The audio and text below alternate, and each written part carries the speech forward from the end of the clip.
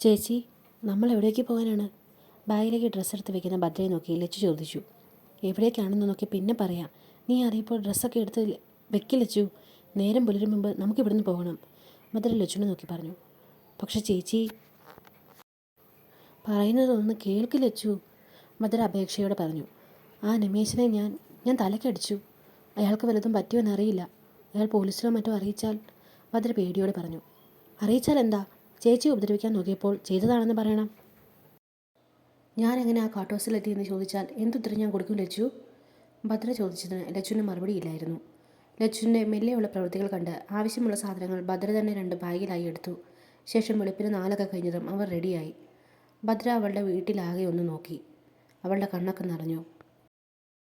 ലച്ചുവിൻ്റെ റൂമിൽ നിന്ന് ഇറങ്ങാൻ നേരം ഭദ്രയുടെ കണ്ണുകൾ ആ റൂമിലെ ഭിത്തിയിൽ പതിച്ചിരിക്കുന്ന ഫോട്ടോസിൽ പതിഞ്ഞു. പല സിനിമാ നടന്മാരുടെയും ഫോട്ടോസ് മാസികയിൽ നിന്നും പത്രങ്ങളിൽ നിന്നും കീറിയെടുത്തവയും പോസ്റ്ററിൽ നിന്നുള്ളവയും ഒക്കെ ആ റൂമിലെ ഭിത്തിയിൽ ആകെ ഒട്ടിച്ചിരുന്നു. അതിൽ കൂടുതലുള്ളത് അർജുൻ്റെ ഫോട്ടോസ് ആയിരുന്നു. അവളുടെ കണ്ണ് അർജുൻ്റെ ഫോട്ടോയിൽ തന്നെ ഏറെ നേരം തങ്ങി നിന്നു.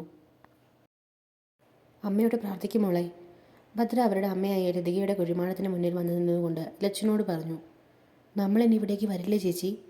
ലച്ചു സംശയത്തോടെ ചോദിച്ചു. എനിക്കറിയില്ല, ഭദ്ര പതിഞ്ഞ സ്വരത്തിൽ പറഞ്ഞുകൊണ്ട് കണ്ണടച്ച് കൈകൾ കൂപ്പി. അമ്മേ, ഞങ്ങൾ ഇവിടുന്ന് പോകുക. എവിടേക്കാണ് പോകുന്നതെന്ന് വ്യക്തമായൊരുത്തരം അമ്മയോട് പറയാനില്ല. ഒരൊറ്റ വഴി എൻ്റെ മുന്നിൽ ഇപ്പോൾ തെളിഞ്ഞിട്ടുള്ളൂ. ആ വഴി എനിക്ക് മുന്നിൽ കൊട്ടിയടക്കപ്പെട്ടാൽ പിന്നെ എന്ത് ചെയ്യണമെന്ന് എനിക്കറിയില്ല.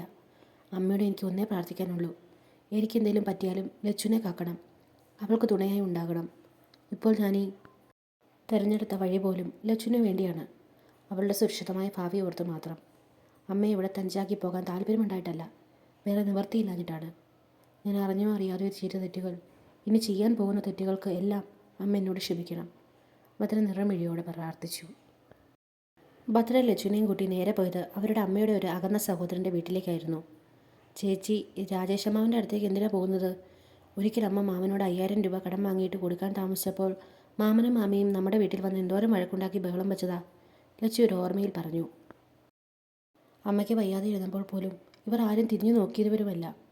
ബസ്സിൽ നിന്നിറങ്ങി മാമൻ്റെ വീട്ടിലേക്ക് നടക്കുന്നതിനിടയിൽ വീണ്ടും ലച്ചു പറഞ്ഞു. ഭദ്ര നിന്നു. പിന്നെ ലച്ചുവിനെ നോക്കി. എല്ലാവരുടെയും സ്വഭാവം അറിയാം മോളെ. അമ്മ മരിച്ചത് കാരണം നമ്മൾ തലയിലായാലോ എന്ന് കരുതി പലരും അമ്മയെ അവസാനമായി ഒന്ന് കാണാനും കൂടി വന്നില്ല. വന്നവരൊട്ട് അടക്കിന് മുന്നേ സ്ഥലം കാലിയാക്കുകയും ചെയ്തു. ഭദ്രയും ഓരോന്നോർത്തുകൊണ്ട് പറഞ്ഞു. പിന്നെ ഒന്ന് വിശ്വസിച്ചു. നമുക്കിപ്പോൾ പോകാൻ ഇവരുടെ വീടേ ഉള്ളൂ ലച്ചു. മാമൻ നമ്മളെ ഇറക്കി വിടില്ല എന്നാണ് ഞാൻ വിശ്വസിക്കുന്നത്. അന്നമ്മ മരിച്ചപ്പോൾ മാമനും മാമിയും തിരികെ പോകാൻ നേരം നമ്മളെ ഓർത്ത് കുറച്ച് പൈസ എൻ്റെ കയ്യിൽ തന്നിരുന്നു. ആ പൈസ കൊണ്ടും കൂടിയാണ് ഈ കഴിഞ്ഞ 2 മാസം ഞാൻ നമ്മുടെ ജീവിതം ഓടിച്ചത്. ഭദ്ര നെടുവീർപ്പിട്ടുകൊണ്ട് പറഞ്ഞു. ഇനിയുള്ള കാലം മാമൻ്റെ കൂടെ ജീവിക്കാനാണോ? ലച്ചു സംശയത്തോടെ ചോദിച്ചു. നീ തൽക്കാലം എൻ്റെ കൂടെ വാ ലച്ചു. ലച്ചുവിൻ്റെ ചോദ്യത്തിന് കൃത്യമായ മറുപടി പറയാതെ ഭദ്ര ബാഗ് കയ്യിൽ മുറുക്കി മുന്നോട്ട് നടന്നു. പുറകെ ലച്ചുവും. നിങ്ങളെന്താ ഇവിടെ? ഭദ്രയും ലച്ചുവിനെയും കാണെ രാജേഷിൻ്റെ ഭാര്യ സുമ സംശയത്തോടെ ചോദിച്ചു. അവരുടെ ശബ്ദം കേട്ട് വീടിനുള്ളിൽ നിന്ന് രാജേഷും പുറത്തേക്ക് ഇറങ്ങി വന്നു. ഭദ്രയും ലച്ചുവിനെയും കാണെ അയാളുടെ നെറ്റിയും ചുളിഞ്ഞു. നിങ്ങളെന്താ ഇവിടെ? രാജേഷും അവരെ നോക്കി ചോദിച്ചു. അത് പിന്നെ മാമേ, അവിടെ നാട്ടിൽ. ലച്ചു എന്തോ പറഞ്ഞു വന്നതും ഭദ്ര വേഗം അവളുടെ കയ്യിൽ കയറി പിടിച്ചു. ഞങ്ങൾ ഇവിടെ അമ്പലത്തിൽ തൊഴാനായിട്ട് വന്നതാ മാമ. ഭദ്ര പെട്ടെന്ന് തന്നെ ഇവിടെ എത്തും വരെ മനസ്സിൽ കച്ച കെട്ടിക്കൊണ്ടുവന്ന കള്ളം അവരോടായി പറഞ്ഞു. ലച്ചു ഒന്നും മനസ്സിലാകാതെ ഭദ്രയെ നോക്കി. അമ്പലത്തിലോ? സുമ സംശയത്തോടെ അവളെ അടിമുടി നോക്കി. അതെ, ഇവിടുത്തെ സുബ്രഹ്മണ്യ സ്വാമി ക്ഷേത്രത്തിൽ അമ്മയ്ക്കൊരു വഴിപാടുണ്ടായിരുന്നു. പണ്ടങ്ങാണ്ട് നേർന്നതാ. അമ്മ മരിക്കുന്നതിന് മുൻപ് എന്നോട് പറഞ്ഞു ആ വഴിപാട് അമ്പലത്തിൽ ചെന്ന് കഴിപ്പിക്കണമെന്ന്. ഭദ്ര പതിയെ പറഞ്ഞു. എന്നിട്ട് അമ്പലത്തിൽ പോയോ നിങ്ങൾ? രാജേഷ് അവരെ നോക്കി ഗൗരവത്തിൽ ചോദിച്ചു. പോയി, ഭദ്ര വീണ്ടും നുണ പറഞ്ഞു. എങ്കിൽ അകത്തേക്ക് കയറി വാ, രാജേഷ് അവരെ നോക്കി പറഞ്ഞുകൊണ്ട് അകത്തേക്ക് നടന്നു. അവരെ ഒന്ന് അടിമുടി നോക്കി സുമയും അയാൾക്ക് പുറകെ നടന്നു. ചേച്ചി എന്താ? ഷൂ, ഞാൻ പറയുന്നതനുസരിച്ച് നിൽക്കും ലച്ചു. എന്തോ ചോദിക്കാൻ ഒരുങ്ങിയ ലച്ചുവിനെ നോക്കി ഭദ്ര പതിയെ പറഞ്ഞു. ശേഷം അവളെയും കൂട്ടി അകത്തേക്ക് നടന്നു. അമ്പലത്തിൽ പോയി എന്ന് പറഞ്ഞിട്ട് നെറ്റിയിൽ ചന്ദനമോ കയ്യിൽ പ്രസാദമോ ഒന്നുമില്ലല്ലോ നിങ്ങളുടെ 2 പേരുടെയും കയ്യിൽ? സുമ വീണ്ടും സംശയത്തോടെ ചോദിച്ചു. അത് അമ്പലത്തിൽ നിന്ന് ഇവിടേക്ക് നടക്കാൻ കുറച്ചുമില്ലായിരുന്നോ? അപ്പോൾ വരുന്ന വഴി ഞങ്ങൾ മടുത്തപ്പോൾ മുഖമൊന്നും ഓർക്കാതെ കഴുകിപ്പോയി. പിന്നെ പ്രസാദം ബാഗിലുണ്ട്, ഭദ്ര തപ്പി തടഞ്ഞുകൊണ്ട് പറഞ്ഞു. എങ്കിൽ കുറച്ച് പ്രസാദങ്ങൾ എടുക്ക്, ഇവിടെയുള്ളവർക്ക് കഴിക്കാമല്ലോ. സുമ പറയുന്നത് കേട്ട് ഭദ്രയുടെ കൈകൾ ബാഗിൽ മുറുകി. അവളുടെ നെറ്റിയിൽ വിയർപ്പ് കണങ്ങളിൽ ഉരുണ്ടുകൂടി. അതിന് നമ്മളാരും കുളിച്ചിട്ടില്ലല്ലോ സുമേ, രാജേഷ് ഭാര്യയെ നോക്കി പറഞ്ഞു. അല്ല പക്ഷേ മാമി, കുറച്ച് പ്രസാദം മാത്രമേ കിട്ടിയുള്ളൂ. അത് അമ്മയുടെ കുഴിമാടത്തിൽ കൊണ്ട് വെക്കേണ്ടതാണ്. ഭദ്ര വീണ്ടും മനസ്സിൽ പെട്ടെന്ന് തോന്നിയ കള്ളം പറഞ്ഞു. സുമ അലസമായി ഒന്ന് മൂളി. നാട്ടിലെ കാര്യങ്ങളൊക്കെ എങ്ങനെ പോകുന്നു ഭദ്ര?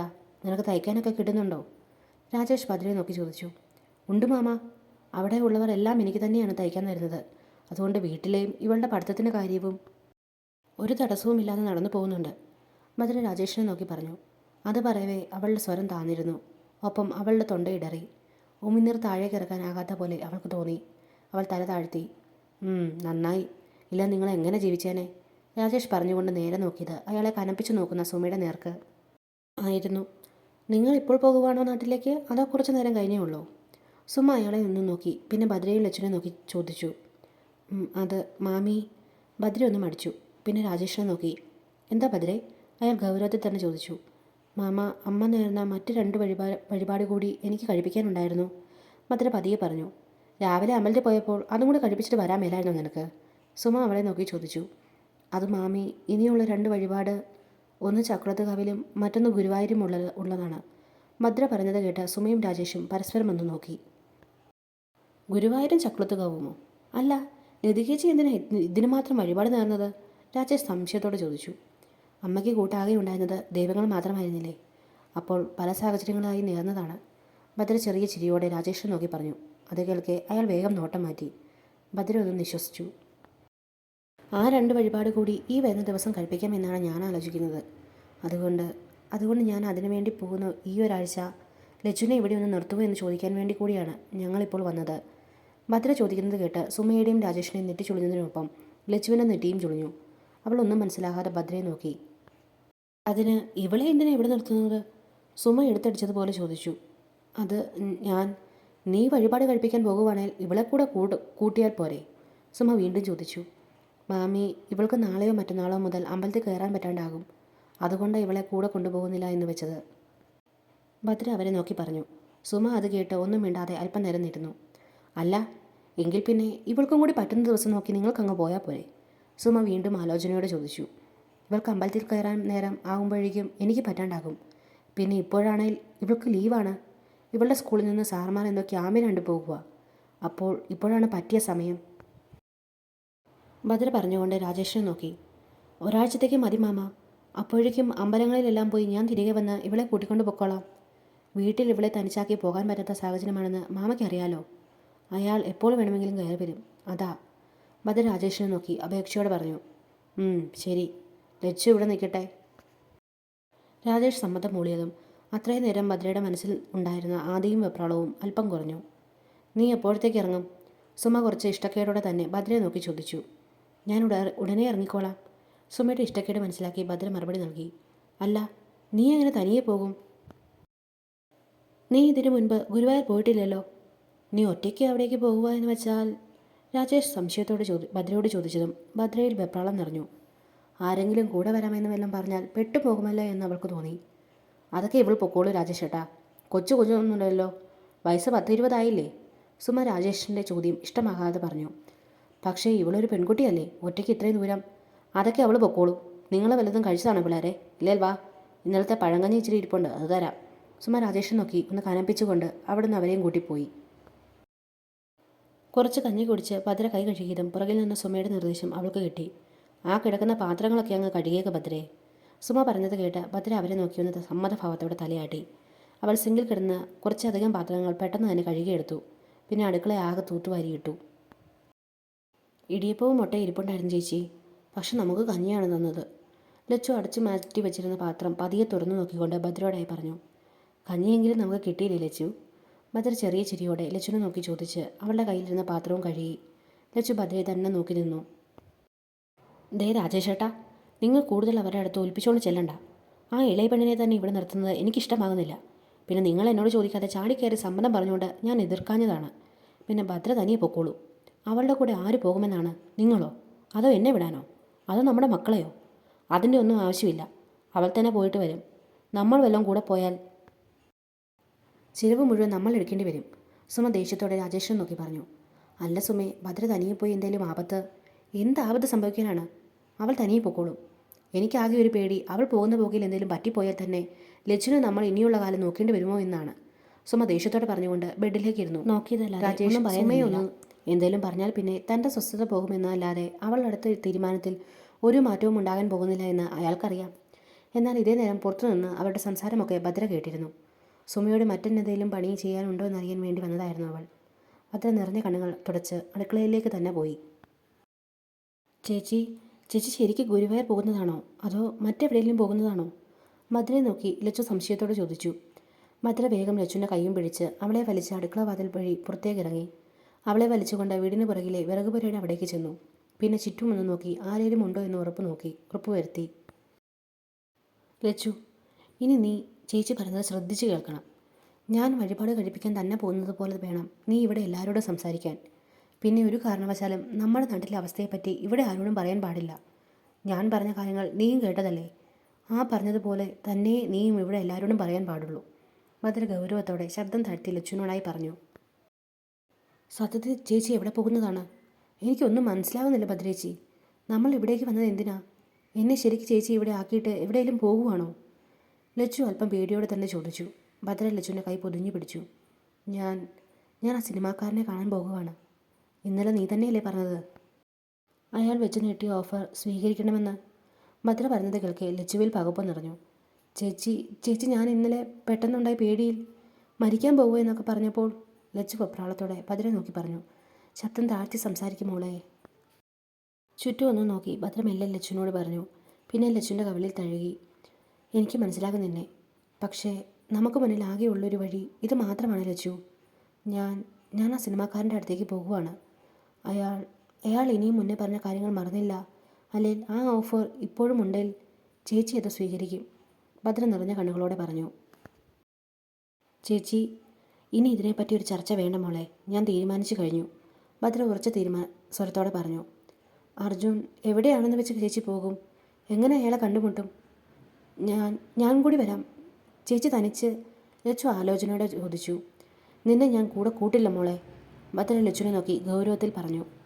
ലച്ചു സംശയത്തോടെ ഭദ്രയെ നോക്കി. ഒരു പെണ്ണിനെ ഒരു രാത്രിക്ക് വേണ്ടി വിലക്കെടുത്ത അയാൾ നല്ലവനാണെന്ന് ഞാൻ കരുതുന്നില്ല മോളെ. അത് പോരാഞ്ഞിട്ട് പിന്നെയും എൻ്റെ ശരീരത്തിന് വിലയിട്ടുകൊണ്ട് വന്ന അയാൾ വന്നില്ലേ? നമ്മുടെ അവസ്ഥയോ സ്ഥിതിയോ നോക്കാതെ നമ്മളെ അപമാനിച്ചില്ലേ? അതുപോലെ ഒരാൾക്ക് നിന്നെയും ആക്രമിക്കാൻ സാധിക്കും. നിന്റെ സുരക്ഷ എനിക്ക് വളരെ പ്രധാനമാണ് ലച്ചു. അതുകൊണ്ട് തന്നെ അയാളുടെ അരികിലേക്ക് നിന്നെ ഞാൻ കൊണ്ടുപോകില്ല. ഭദ്ര ഉറപ്പിച്ചു പറഞ്ഞു. അയാൾ പാവമാണെന്നൊക്കെ എല്ലാവരും പറഞ്ഞു കേട്ടിട്ടുള്ളൂ ചേച്ചി. ഒരുപാട് പേർക്ക് സഹായം ചെയ്തിട്ടുണ്ടെന്നൊക്കെ. അതൊക്കെ കേട്ടാണ് എനിക്ക് നടന്മാരെ ഏറ്റവും ഇഷ്ടം അയാളോട് തോന്നിയത്. ലച്ചു പതിയെ പറഞ്ഞു. അത് കേട്ട് ഭദ്ര ഒന്ന് ചിരിച്ചു. പുറമേ കാണുന്നത് പോലെ അല്ല മനുഷ്യർ ആരും. ഭദ്ര പറഞ്ഞത് കേട്ട് ലച്ചുവിൻ്റെ മനസ്സിൽ തെളിഞ്ഞത് മെമ്പർ രമേശിൻ്റെ മുഖമാണ്. അവൾ ഭദ്ര പറഞ്ഞത് തലയാട്ടി. അയാളുടെ വീടും അയാളും ഒക്കെ എങ്ങനെ കണ്ടുപിടിക്കുമെന്ന് എനിക്കറിയില്ല. പക്ഷേ എങ്ങനെയും കണ്ടുപിടിക്കണം. അയാൾ പറഞ്ഞ പോലെ അയാൾക്ക് തോന്നുമ്പോൾ ഉപയോഗിക്കാനുള്ളൊരു സാമഗ്രിയാകാൻ എനിക്ക് സമ്മതമാണെന്ന് ഞാൻ പറയും. ഭദ്രയുടെ ചുണ്ടിൽ സ്വയം പൂജിച്ചുകൊണ്ടുള്ളൊരു ചിരി വിരിഞ്ഞു. ഭദ്രേ, ലച്ചു, ഇത് നിങ്ങളതെവിടെ പോയി? സുമയുടെ ഉറക്കെയുള്ള വിളി കേട്ടതും ഭദ്ര വേഗം നിറഞ്ഞ കണ്ണു തുടച്ച് ലച്ചുവിനെയും കൂട്ടി വീടിനുള്ളിലേക്ക് പോയി. ഭദ്ര പോകുന്നത് വരെ സുമ അവളെ കൊണ്ട് വീട്ടിലെ ഓരോ പണികളും ചെയ്യിപ്പിച്ചു. സുമയെയും രാജേഷിനെയും രണ്ടു മക്കളും അപ്പോഴേക്കും വീട്ടിലെത്തിയിരുന്നു. സുമേഷ് മൂത്തയാളാണ്. 10-22 വയസ്സുണ്ട്. ഇളയത് സന്ധ്യ. ഭദ്രയുടെ പ്രായമാണ്. ലച്ചുവിനെയും ഭദ്രയും കാണെ സുമേഷിൻ്റെ കണ്ണൊന്നു തിളങ്ങി. എന്നാൽ സന്ധ്യയുടെ മുഖം ഇരുണ്ടു. ഇടയ്ക്കിടയ്ക്കെല്ലാം സുമേഷിൻ്റെ നോട്ടം ഭദ്രയെ തേടി ചെന്നുകൊണ്ടിരുന്നു. അവളോട് സംസാരിക്കാൻ അവന് വല്ലാത്ത ഉത്സാഹവുമായിരുന്നു. അത് ലച്ചു കൃത്യമായി ശ്രദ്ധിച്ചിരുന്നു. എടോ, താൻ ഒറ്റയ്ക്ക് പോകണ്ട, ഞാൻ തനിക്ക് കൂട്ടുവരാം. സുമേഷ് അവളെ നോക്കി ഗൗരവത്തിൽ തന്നെ പറഞ്ഞു. അതിൻ്റെ ആവശ്യമില്ല. നിനക്ക് ജോലിക്ക് പോകേണ്ടതല്ലേ? ഭദ്ര തന്നെ പൊക്കോളും. സുമേഷ് പറഞ്ഞത് കേട്ടുകൊണ്ട് വന്ന സുമ പെട്ടെന്ന് അവർക്ക് അരിയിലേക്ക് വന്ന് പറഞ്ഞു. അല്ല അമ്മേ, ഇവൾ തനിച്ച്. ഭദ്രേ, നീ ഇറങ്ങാറായില്ലേ? സുമേഷ് പറഞ്ഞത് കേൾക്കാൻ നിൽക്കാതെ സുമ ഭദ്രയെ നോക്കി ചോദിച്ചു. അവൾ തലയനക്കി. പിന്നെ അവൾ ഡ്രസ്സെല്ലാം കരുതിയ ബാഗ് കയ്യിലെടുത്തു. എല്ലാവരെയും ഒന്ന് നോക്കി അവൾ പുറത്തേക്ക് ഇറങ്ങി. സുമ അത് കണ്ട് അകത്തേക്ക് പോയി. അത് കണ്ട് സുമേഷ് വേഗം തന്നെ ഭദ്രയ്ക്ക് പിന്നാലെ ചെന്നു. ഭദ്ര, പിന്നെ വഴിപാട് കഴിപ്പിച്ചാൽ പോരെ? താൻ തനിച്ച് പോകുന്നതിനോട് എനിക്ക് യോജിപ്പില്ല. സുമേഷ് അവളെ വിളിച്ച് നിർത്തിക്കൊണ്ട് പറഞ്ഞു. ഇപ്പോൾ തന്നെ ചെയ്യേണ്ട കാര്യങ്ങളാണ്. സുമേഷ് ഏട്ടാ, ഞാൻ തനിയെ പൊക്കോളാം. അല്ലെങ്കിലും ഞാൻ തനിയെ തന്നെ പോകണം. ഭദ്ര ഓരോന്ന് ഓർത്തുകൊണ്ട് പറഞ്ഞു. തൻ്റെ തീരുമാനം അങ്ങനെയാണെങ്കിൽ എനിക്കെന്ത് ചെയ്യാനാകും? പക്ഷേ തന്നെ ഇനി അങ്ങോട്ട് തനിച്ചാക്കാൻ ഞാൻ ഉദ്ദേശിക്കുന്നില്ല. സുമേഷ് അവളെ നോക്കി നിറഞ്ഞ ചിരിയോടെ പറഞ്ഞു. ഭദ്ര അവൻ്റെ മുഖത്തേക്ക് നോക്കി. അവൻ്റെ നോട്ടവും പറച്ചിലും കാണി അവൾ വേഗം തല താഴ്ത്തി അവിടുന്ന് നടന്നു. ചേച്ചി, പുറകിൽ നിന്ന് ലച്ചു വിളിക്കുന്നത് കേട്ട് ഭദ്ര നിന്നു. അവർക്കല്പം പ്രൈവസി കൊടുക്കാനായി സുമേഷ് അവിടുന്ന് മാറി. ചേച്ചി, ഒരിക്കൽ കൂടെ ആലോചിക്ക്. ഇത് വേണോ? എനിക്കെന്തോ പേടിയാവുന്നു ചേച്ചി, ലച്ചു ടെൻഷനോടെ പറഞ്ഞു. പേടിക്കണ്ട മോളെ, എല്ലാം ശരിയാകും. ഞാൻ വരുന്നത് വരെ നീ എങ്ങനെയെങ്കിലും ഇവിടെ പിടിച്ചു നിൽക്കണം. മാമി എന്തെങ്കിലുമൊക്കെ പറയും, അതൊക്കെ കേട്ടില്ല എന്ന് വെച്ച് നിൽക്കണം. പിന്നെ ഒറ്റയ്ക്ക് ഒരിടത്തേക്കും പോകരുത്. ചേച്ചി പോയിട്ട് വരാം. ഭദ്ര പറഞ്ഞുകൊണ്ട് ലച്ചുവിൻ്റെ കവിളിൽ ഒന്ന് തലോടി. ചേച്ചി, ഞാൻ സുമേഷേട്ടൻ്റെ ഫോൺ വാങ്ങി ഗൂഗിളിൽ ഒന്ന് തിരിഞ്ഞു നോക്കി. അർജുന് കുറേ ഇടത്ത് വീടുണ്ട്. കൂടുതലും അയാൾ താമസിക്കുന്നത് കൊച്ചിയിലും തിരുവനന്തപുരത്തുമാണ്.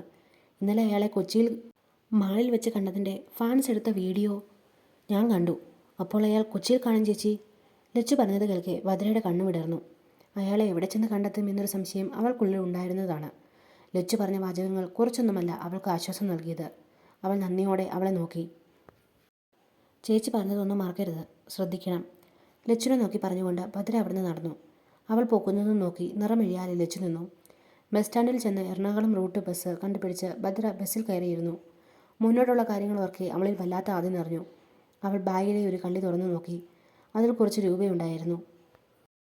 സുമ കാണാതെ രാജേഷ് നൽകിയ പൈസയായിരുന്നു അത്. അവളെ തെണ്ണി നോക്കി. 1500 രൂപയുണ്ടായിരുന്നു. ചെല്ലാൻ പോകുന്ന സ്ഥലത്തെയും അവിടുത്തെ രീതികളെപ്പറ്റിയും ഒന്നും അറിയാത്തതിനാൽ തന്നെ അത്രയും പൈസ ഒരുപാടാണല്ലോ എന്നാണ് അവൾക്ക് തോന്നിയത്. തിരക്കേറിയ നഗരം അവൾ ഭീതിയോടെ നോക്കിക്കണ്ടു. എവിടെ ഇറങ്ങണമെന്ന് അവൾക്കൊരു ധാരണയുണ്ടായിരുന്നില്ല. ഏറ്റവും ഒടുവിൽ ബസ് സ്റ്റാൻഡിൽ ബസ് നിർത്തി എല്ലാവരും പുറത്തേക്ക് ഇറങ്ങുന്നത് കണ്ടതും അവളും ബാഗ് കയ്യിലെടുത്ത് ഇറങ്ങി. തിക്കും തിരക്കുമുള്ള സ്ഥലത്ത് ആളുകളുടെ തള്ളലും മറ്റും കൊണ്ട് ഭദ്ര ഓരോ ഭാഗത്തേക്ക് നീങ്ങി പൊക്കോണ്ടിരുന്നു. പിന്നെ പെട്ടെന്ന് തന്നെ അവൾ ബസ് കാത്തിരിപ്പ് സ്ഥലത്തേക്ക് ചെന്ന് നിന്നു. കണ്ണും മിഴിച്ച് അവൾ ചുറ്റും നോക്കി. ഇനി എങ്ങനെ അർജുൻ്റെ അടുത്തേക്ക് എത്തിപ്പെടുമെന്നോർത്ത് ആദ്യോടെ അവൾ ബാഗിൽ പിടിമുറുക്കി. ഇതേ സമയം അർജുൻ നെടുമ്പാശ്ശേരി എയർപോർട്ടിൽ കാറിൽ വന്നിറങ്ങി. അവനൊരു ഷോയുടെ ഭാഗമായി മുംബൈക്ക് പോകാൻ തയ്യാറായി വന്നതാണ്. അവനെ കാത്ത് ആരാധകരും ഓൺലൈൻ മീഡിയാസും എയർപോർട്ട് പരിസരത്ത് നിൽപ്പുണ്ടായിരുന്നു. അവരെ എല്ലാം നോക്കി ചിരിച്ച് കൈപൊക്കി കാണിച്ച് അവൻ അകത്തേക്ക് കയറി. അവനെ സുരക്ഷിതമായി മുന്നോട്ട് കൊണ്ടുപോകാൻ അവൻ്റെ മാനേജറായ ജോൺസണും പിന്നെ ബോഡി ഗാർഡ്സും ഉണ്ടായിരുന്നു. ചെക്കിൻ കഴിഞ്ഞിരിക്കുന്ന സമയം അവൻ്റെ അടുത്ത് മറ്റൊരാൾ വന്നിരുന്നു. അർജുൻ്റെ തോളിൽ ഒരു കരം പതിഞ്ഞതും അവൻ നോക്കിയപ്പോഴാണ് അടുത്തിരിക്കുന്ന ശില്പയെ കാണുന്നത്. അവൻ കണ്ണ് ചുരുക്കി അവളെ നോക്കി. നീ എന്താ ഇവിടെ? അവൻ സംശയത്തോടെ ചോദിച്ചു. ഞാനും നിൻ്റെ കൂടെ വരുന്നു, മുംബൈക്ക്. ശില്പ ചെറിയ ചിരിയോടെ പറഞ്ഞു. എന്തിന്? നിനക്കവിടെ വേറെ വല്ല പരിപാടിയുമുണ്ടോ? അർജുൻ സംശയത്തോടെ ചോദിച്ചു. എനിക്കൊരു പരിപാടിയുമില്ല. ഞാൻ നിൻ്റെ കൂടെ വരുന്നതാണ് അജു. നമ്മൾ തമ്മിൽ എവിടെയെങ്കിലും ഒരുമിച്ച് പോയിട്ട് കുറച്ചായില്ലേ? ശില്പ അവൻ്റെ തോളിലേക്ക് ചാഞ്ഞുകൊണ്ട് പറഞ്ഞു. ശില്പ, ബിഹേവ്. ഇതൊരു പബ്ലിക് പ്ലേസാണ്. തോൾ വെട്ടിച്ചുകൊണ്ട് അർജുൻ അല്പം പരോക്ഷമായി തന്നെ പറഞ്ഞു. ആരെങ്കിലും കണ്ടാൽ തന്നെ എന്താ അജു? ഇപ്പോൾ തന്നെ നമ്മൾ തമ്മിൽ റിലേഷനിലാണെന്ന് എല്ലാവർക്കും ഏതാണ്ടൊക്കെ ഉറപ്പായ മട്ടാണ്. പിന്നെ നമ്മളെന്തിനു മറച്ചു വെക്കണം? ശില്പ അവനെ നോക്കി ചിരിയോടെ ചോദിച്ചു. അർജുനൊന്നും മിണ്ടിയില്ല. എന്താ അജു, നമ്മുടെ റിലേഷൻ പബ്ലിക്കാക്കുന്നത് നിനക്കിഷ്ടമല്ലേ? അതോ എൻ്റെ കൂടെയുള്ള റിലേഷൻ നിനക്ക് മുന്നോട്ട് കൊണ്ടുപോകാൻ ഇഷ്ടമില്ലാഞ്ഞിട്ടാണോ?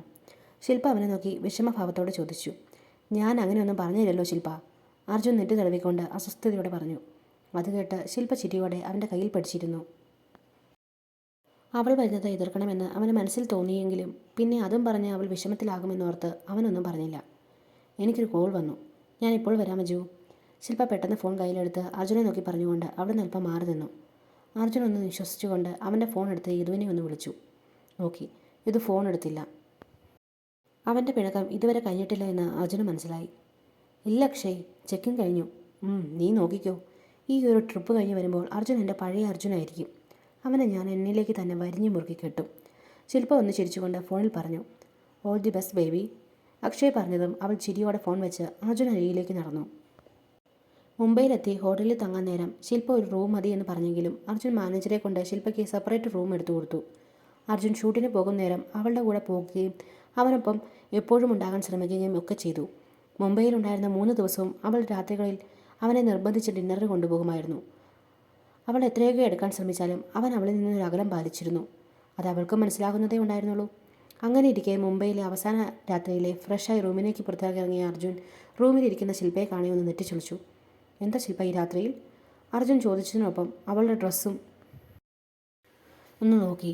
ഒരു വൈറ്റ് ഷർട്ട്സും ഷോർട്സുമാണ് അവളുടെ വേഷം. അതും ഷർട്ടിൻ്റെ ആകെ രണ്ട് ബട്ടൺസ് മാത്രമാണ് ഇട്ടിട്ടുള്ളത്. അതിനാൽ തന്നെ അവളുടെ മാറൻ കുഴിയും വയറും എല്ലാം അവന് മുന്നിൽ വ്യക്തമായിരുന്നു. അവൻ്റെ നോട്ടം കാണെ അവളൊന്ന് ചിരിച്ചു കൊണ്ട് എഴുന്നേറ്റ് വന്ന് അവൻ അരികിലേക്ക് നിന്നു. എന്നാൽ അർജുൻ അത് ഗവനിക്കാതെ റൂമിലെ കണ്ണാടിക്ക് മുന്നിൽ വന്ന് മുടി ഒന്ന് തോർത്തി. അതേ നേരം ശില്പയുടെ കൈകൾ പുറകിലൂടെ അവനെ ചുറ്റി വരിഞ്ഞിരുന്നു. ഐ ലവ് യു അജു, ശില്പ പതിയെ പറഞ്ഞുകൊണ്ട് അവൻ്റെ നഗ്നമായ പുറത്ത് ചുണ്ടുകൾ അമർത്തി. അർജുൻ കണ്ണുകൾ ഇറകെ മൂടി മുഷ്ടി ചുരുട്ടി. എന്തെന്നില്ലാത്ത ഒരു അസ്വസ്ഥത അവനിൽ നിറഞ്ഞു. അവളുടെ കൈകൾ അവനിലാകെ അലയാൻ തുടങ്ങി. അർജുൻ വേഗം അവളുടെ കൈ പിടിച്ചു മാറ്റി അവൾക്ക് നേരെ തിരിഞ്ഞതും അവൾ പെട്ടെന്ന് അവൻ്റെ ചുണ്ടിലേക്ക് ചുണ്ടമർത്തി. അർജുൻ്റെ മനസ്സിലൂടെ ശില്പയും മറ്റൊരു പുരുഷനുമായിട്ടുള്ള രംഗങ്ങൾ മിന്നി മറഞ്ഞതും അർജുൻ അവളെ തള്ളി മാറ്റി മുഖം വെട്ടിച്ചു. എന്താ അജു, ശില്പ അവനെ നോക്കി ചോദിച്ചു. ഒന്നുമില്ല, നീ പോകാൻ നോക്ക് ശില്പ. ഞാനാകെ ടയേർഡാണ്. എനിക്കൊന്ന് കിടക്കണം. രാവിലെ നാട്ടിലേക്ക് പോകണതല്ലേ. അർജുൻ അവളെ നോക്കാതെ നെറ്റി തടവി കൊണ്ട് പറഞ്ഞു. അവൻ പറഞ്ഞത് മാനിക്കാതെ പതിയെ ഇട്ടിരുന്ന രണ്ട് ബട്ടൺസ് കൂടി അഴിച്ച് അവൾ ഷർട്ട് ഊരിമാറ്റി നിലത്തേക്ക് ഇട്ടു. അർജുൻ അത് ശ്രദ്ധിച്ചിരുന്നില്ല. അവൻ പാക്ക് ചെയ്ത ബാഗിലെ സാധനങ്ങൾ ഒന്നുകൂടെ ചെക്ക് ചെയ്യാൻ തുടങ്ങി. അത് ശില്പയുടെ അടുത്തുള്ള സംസാരം ഒഴിവാക്കാൻ വേണ്ടി തന്നെയായിരുന്നു. ശില്പ അവൾ ധരിച്ച അവശേഷിച്ച വസ്ത്രങ്ങൾ കൂടെ ഊരിമാറ്റി. അർജുൻ ബാഗ് അടച്ചൊന്ന് തിരിഞ്ഞപ്പോഴാണ് പൂർണ്ണ നഗ്നയായി നിൽക്കുന്ന ശില്പയെ കണ്ടത്. അവൻ കണ്ണു മേടിച്ചൊരു നിമിഷം നിന്നെങ്കിലും പിന്നെ ദേഷ്യത്തോടെ മുഖം വെട്ടിച്ച് തിരിഞ്ഞു നിന്നു. എന്താ ശില്പ ഇത്? അവൻ ദേഷ്യത്തിൽ അവളെ നോക്കാതെ ചോദിച്ചു. നിനക്ക് മനസ്സിലായില്ലേ അജു? ഇത് നിനക്ക് വേണ്ടിയാണ്. നിന്നെ തൃപ്തിപ്പെടുത്താൻ വേണ്ടി ഉള്ള ശരീരം. നിനക്ക് എല്ലാവിധ ആനന്ദവും നൽകാനുള്ള ശരീരം. Let's make A wonderful night baby, അവൾ വികാരപരവേശിയായി പറഞ്ഞു കൊണ്ട് വീണ്ടും അവനെ പുറകിൽ നിന്ന് കെട്ടിപ്പിടിച്ചു. അവളുടെ നഗ്ന ശരീരം അവൻ്റെ പാതി നഗ്ന ശരീരത്തോട് ചേർന്നു. ഞാൻ പറഞ്ഞിരുന്നില്ലേ ശില്പ, എനിക്കല്പം സമയം വേണമെന്ന്. നിനക്ക് പറഞ്ഞാൽ മനസ്സിലാകില്ലേ?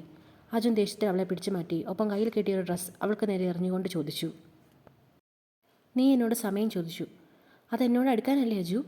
പക്ഷേ ഈ കഴിഞ്ഞ നാളുകളിലെ നിൻ്റെ പെരുമാറ്റം എന്നെ അവോയ്ഡ് ചെയ്യുന്നത് പോലെയാണ് അജു. അതെനിക്ക് സഹിക്കാൻ കഴിയുന്നില്ല. അറിയാതെ എനിക്ക് പറ്റിയ തെറ്റിൻ്റെ പേരിൽ നീ എന്നെ ഒഴിവാക്കാൻ നോക്കുകയാണോ അജു? ശില്പ അല്പം ദേഷ്യത്തോടെയും എന്നാൽ അവനെ കാണിക്കാൻ സങ്കടത്തോടെയും ചോദിച്ചു. അവൻ കണ്ണുകൾ ഇറുകെ മൂടി വീണ്ടും നെറ്റി തടവി. അതേ നിമിഷം ശില്പ വീണ്ടും അർജുന മുന്നിൽ നിന്ന് അവൻ്റെ ശരീരത്തിനോട് ഒട്ടി നിന്നു. നിനക്ക് എന്നെ വേണ്ടേ അജു? അവൾ പതിഞ്ഞ സ്വരത്തിൽ ചോദിക്കുന്നതിനൊപ്പം അവൻ്റെ കൈ ബലമായി പിടിച്ച് അവളുടെ മാറിടത്തിലേക്ക് അമർത്തി. അതേ നേരം അർജുൻ്റെ ഫോൺ ബെല്ലടിച്ചു. അർജുൻ വേഗം അവളുടെ കൈ തട്ടി മാറ്റി അവളെ നോക്കാതെ ചെന്ന് ഫോൺ എടുത്തു. റിയാസ് എന്ന് കാണെ അർജുൻ്റെ കണ്ണു വിടർന്നു. അർജുൻ ശില്പയെ പെട്ടെന്ന് നോക്കി നോട്ടം മാറ്റി. ശില്പ, നിന്നെ ഞാൻ മനസ്സിലാക്കിയതുപോലെ നീ എന്നെയും മനസ്സിലാക്കുമെന്ന് ഞാൻ കരുതുന്നു. എനിക്ക് കുറച്ച് സമയം വേണം, അർജുൻ പറഞ്ഞുകൊണ്ട് ഫോൺ അറ്റൻഡ് ചെയ്തു. റിയാസേ, അർജുൻ വിളിക്കുന്നതും പറയുന്നതും കേട്ട് ശില്പ പല്ലെറിമി അവളുടെ ഡ്രസ്സ് എടുത്ത് വാഷ്റൂമിലേക്ക് പോയി. നീ എപ്പോഴാണ് നാട്ടിലേക്ക് വരിക? റിയാസിൻ്റെ ചോദ്യം അർജുനെ തേടിയെത്തി. നാളെ ഉച്ചയൊക്കെ ആകുമ്പോഴേക്കും വരും. നീ എവിടാ? യദു എവിടെ? അർജുൻ റിയാസിനോടായി ചോദിച്ചു. ഞങ്ങൾ ഇവിടെയൊക്കെ തന്നെ ഉണ്ട്. എങ്കിൽ ശരി, നാളെ വരുമ്പോൾ കാണാം. റിയാസ് അത്രയും പറഞ്ഞ് ഫോൺ കട്ട് ചെയ്തു. അർജുൻ ഒന്നും മനസ്സിലാകാതെ ഫോണിലേക്ക് നോക്കി. അന്ന് ശില്പയ്ക്കൊരു ചാൻസ് നൽകാൻ തീരുമാനിച്ച അന്ന് പിണങ്ങിപ്പോയതാണ് യദുവും റിയാസും. പിന്നെ വിളിച്ചാലും ഫോൺ എടുക്കുകയോ അവനെ കാണാൻ വരികയോ ചെയ്തിട്ടില്ല. പിന്നെ പെട്ടെന്ന് ഇങ്ങോട്ട് എന്താ ഒരു വിളിയെന്ന് അവനൊന്ന് ആലോചിച്ചു. അതേ നേരം ശില്പ വാഷ്റൂമിൽ നിന്ന് പുറത്തേക്കിറങ്ങി. അവൾ കണ്ണു തുടയ്ക്കുന്നത് അവൻ ശ്രദ്ധിച്ചു. തൻ്റെ പ്രവൃത്തി അവളെ വിഷമിപ്പിച്ചു എന്ന് അവന് തോന്നി. അവൻ ഫോൺ ബെഡിലേക്ക് ഇട്ട് അവളുടെ അടുത്തേക്ക് ചെന്നു. ശില്പ, ഐ ആം സോറി, അവൻ അവളുടെ തോളിൽ കൈവച്ച് അവളോട് പറഞ്ഞു. അവൾ അവനെ നോക്കി. നിന്റെ പ്രവൃത്തികൾ എന്നെ വല്ലാതെ വേദനിപ്പിക്കുന്നു അജു. നീ എന്നെ വല്ലാതെ അവോയ്ഡ് ചെയ്യുന്നു. ഞാൻ അരികിലേക്ക് വരുമ്പോൾ തന്നെ നീ എന്നിൽ നിന്ന് അല്പം അകന്നു നിൽക്കുന്നു. ശാരീരികമായി മാത്രമല്ല, മനസ്സുകൊണ്ട് നീ എന്നിൽ നിന്ന് ഏറെ അകന്നു പോയതുപോലെ എനിക്ക് തോന്നുന്നു. ഇപ്പോൾ തന്നെ നോക്ക്, നീ എന്നെ ശില്പ എന്ന് എടുത്ത് വിളിക്കുകയാണ്. നേരത്തെ എൻ്റെ പേര് നീ അങ്ങനെ വിളിക്കാറില്ലായിരുന്നു. ഒന്നെങ്കിൽ ബേബി അല്ലെങ്കിൽ മറ്റെന്തെങ്കിലും സ്വീറ്റായിട്ട്. എന്നോട് നിനക്ക് പഴയ ഇഷ്ടമില്ലേ അജു? അവൾ കണ്ണു നിറച്ച് തന്നെ ചോദിച്ചു. ശില്പ, നീ എന്നെ വിട്ടുപോയാൽ ഞാൻ ചത്തുകളയും അജു, സത്യമായും ചത്തുകളയും. അവനെ പറയാൻ സമ്മതിക്കാതെ അവൾ പെട്ടെന്ന് പറഞ്ഞു. അലോക് നെറ്റിയൊന്ന് തടവി ശേഷം ശില്പയെ നോക്കി. ഞാൻ പറയുന്നത് ശ്രദ്ധിച്ച് കേൾക്ക് ശില്പ. എനിക്ക് നിന്നെ ഇപ്പോഴും ഇഷ്ടമാണ്. പക്ഷേ ഇപ്പോൾ എൻ്റെ മൈൻഡ് ആകെ ഡിസ്റ്റർബാണ്. അതുകൊണ്ട് മാത്രമാണ് ഞാൻ നിന്നിൽ നിന്ന് കുറച്ച് അകലം പാലിച്ച് നിൽക്കുന്നത്. അതുകൊണ്ട് നിന്നെ ഞാൻ ഇട്ടിട്ട് പോകുമെന്ന് വിചാരിച്ച് നീ സങ്കടപ്പെടേണ്ട, അർജുൻ സൗമ്യമായി അവളെ നോക്കി പറഞ്ഞു. അത് കേൾക്കെ ശില്പ ചിരിച്ചുകൊണ്ട് അവനെ കെട്ടിപ്പിടിച്ചു. അർജുൻ ഒന്ന് നിശ്വസിച്ചുകൊണ്ട് അവളെ ചുറ്റിപ്പിടിച്ചു. പഴയതുപോലെ നമ്മളാകും. മറ്റൊരു തടസ്സവും ഉണ്ടാകില്ല. അത് പറയുമ്പോൾ അവൻ്റെ മനസ്സിൽ ഭദ്രയായിരുന്നു. പിറ്റേന്ന് തന്നെ അർജുനും ശില്പയും കേരളത്തിലേക്ക് തിരിച്ചെത്തി.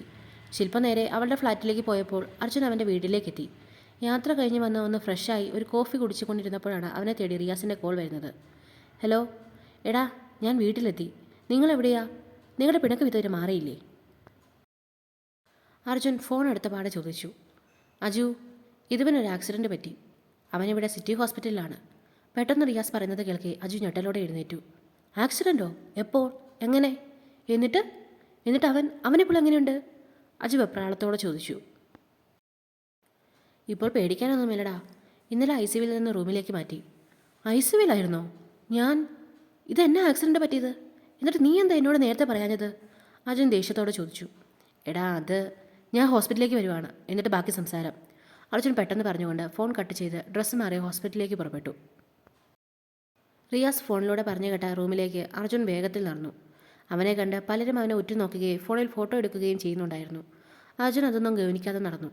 റൂമിന് മുന്നിൽ റിയാസ് ഫോൺ ചെയ്ത് നിൽക്കുന്നുണ്ടായിരുന്നു. അർജുനെ കാണെ ഫോൺ കട്ട് ചെയ്ത് റിയാസ് അവനെ നോക്കി. നീ എന്താ എന്നോട് നേരത്തെ പറയാഞ്ഞത്? വന്ന ഉടനെ അർജുൻ അവനെ നോക്കി ചോദിച്ചു. അത് പിന്നെ, റിയാസ് തലയൊന്ന് ചൊറിഞ്ഞ് എന്ത് പറയണമെന്ന് ആലോചിച്ചു. അർജുൻ അവനെ നോക്കി പല്ല് കടിച്ച് റൂമിൻ്റെ വാതിൽ തുറന്ന് അകത്തേക്ക് കയറി. എന്നാൽ അകത്തെ കാഴ്ച കണ്ട് അവൻ ഞെട്ടലോടെ നിന്നുപോയി. ചാരിക്കിടക്കുന്ന യദുവിന് സ്പൂൺ കൊണ്ട് കഞ്ഞി കോരി കൊടുക്കുന്ന ഭദ്ര. അർജുൻ്റെ കണ്ണ് ഭദ്രയിൽ തന്നെ തറഞ്ഞു നിന്നുപോയി. അർജുനെ കാണെ ഭദ്ര വേഗം സ്റ്റൂളിൽ നിന്ന് എഴുന്നേറ്റ് അവനെ കണ്ണ് മിഴിച്ചു നോക്കി. അപ്പോഴാണ് യദുവും അർജുനെ കാണുന്നത്. ആ, നീയോ? യദു താല്പര്യമില്ലാത്തതുപോലെ ചോദിച്ചു. അർജുൻ ഭദ്രയിൽ നിന്ന് നോട്ടം മാറ്റി യദുവിനെ നോക്കി. നിനക്കെന്താ പറ്റിയത്? ഇവളെന്താ ഇവിടെ? അർജുൻ യദുവിനെ നോക്കി ചോദിച്ചു. അതേ നേരം ഡോർ തുറന്ന് കീർത്തിയും യദുവും അകത്തേക്ക് വന്നു.